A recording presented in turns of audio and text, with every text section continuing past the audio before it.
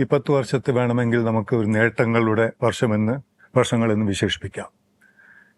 തിരിഞ്ഞു നോക്കുമ്പോൾ ആദ്യത്തെ 5 വർഷം എടുത്ത പദ്ധതികളെല്ലാം ഏകദേശം പൂർത്തീകരിച്ചു.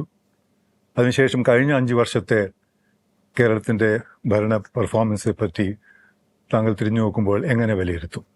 മൊത്തമായി പറഞ്ഞാൽ ഈ 10 വർഷക്കാലത്തെ അനുഭവം അങ്ങേയറ്റം ആവേശകരമായി ഒന്നാണ്. ഒരു മുന്നണി LDF എപ്പോഴും നാടിനോട് പ്രതിബദ്ധതയുള്ളൊരു മുന്നണിയാണെന്ന് എല്ലാവർക്കും അറിയാം. കേരളം ഒട്ടേറെ പ്രത്യേകതകൾ നേടിയ ഒരു സംസ്ഥാനമാണ്. പല കാര്യങ്ങളിലും നമുക്ക് മുന്നിട്ട് നിൽക്കാൻ കഴിഞ്ഞു. പക്ഷേ 2016 കേരളം എത്തി നിന്നൊരവസ്ഥയുണ്ട്.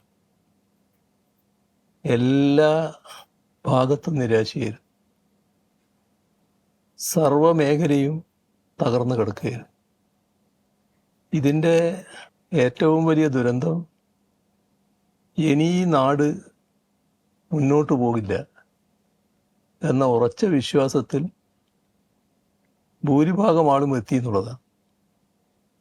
കാരണം അവരുടെ അനുഭവമാണ് അങ്ങനെ എത്തിച്ചത്.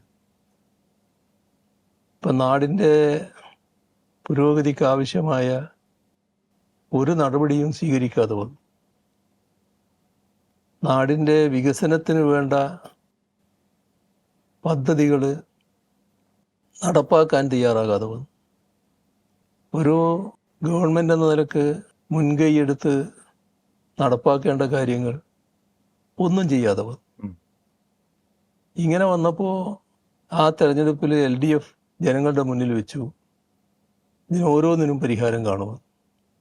അതിൽ സന്തോഷകരമായ ഒട്ടേറെ അനുഭവങ്ങളുണ്ട്.